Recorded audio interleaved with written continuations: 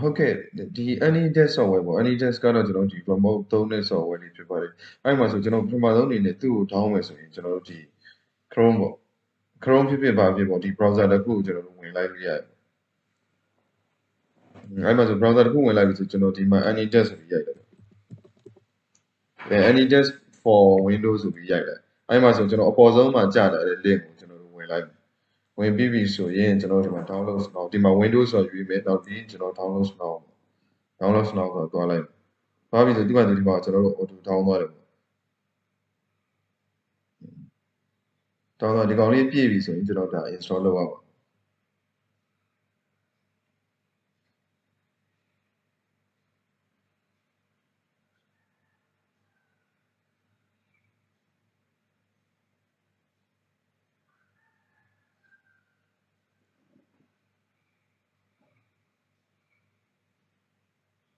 ဟုတ်ကဲ့ဒါဆိုကျွန်တော် download လုပ်ပြီးသွားပြီပေါ့အဲ့မှာမှကျွန်တော်တို့သွားပြီး install လုပ်မယ်ဆိုလို့ရှိရင်ဘယ်ကိုသွားမလို့ဆိုကျွန်တော်ဒီ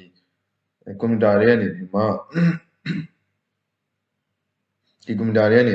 ကျွန်တော်ဒီ download file download ဆိုတဲ့ဟာကိုသွားမယ်သွားပြီဆိုကျွန်တော်ဒီမှာ AnyDesk ပေါ့အဲ့ကောင်လေးနှစ်ချက် click လိုက်နှစ်ချက် click ပြီးသွားပြီဆိုဒီလိုလေးပေါ်လာတယ်ပေါ်လာပြီဆိုကျွန်တော်ဒီ run ဆိုတာနှိပ်မယ်run ဆိုတာနှိပ်ပြီးသွားပြီဆိုရင်ကျွန်တော်ဒီမှာပေါ့ AnyDesk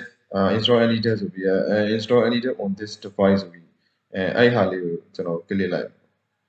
ပြီဆိုရင်ပြီးရင်ကျွန်တော်ဒီ accept and install ဆိုတာလေးနှိပ်ပြီ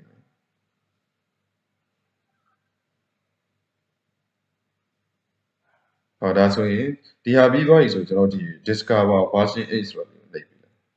ဒါဆိုရင်ကျွန်တော် AnyDesk install လုပ်ပြီးသွားပြီပေါ့ကျွန်တော်တို့ဒီတစ်ခုခုကို remote သုံးမယ်ဆိုရင်ကျွန်တော်ဒီ address လေးပို့ပေးလိုက်တာနဲ့ကျွန်တော်ဒီဘက်ကနေလမ်းပြီးတော့software တွင်းတာပါညာဒီ error ရှင်းတာတွေလုပ်ပြီးလို့ရတယ်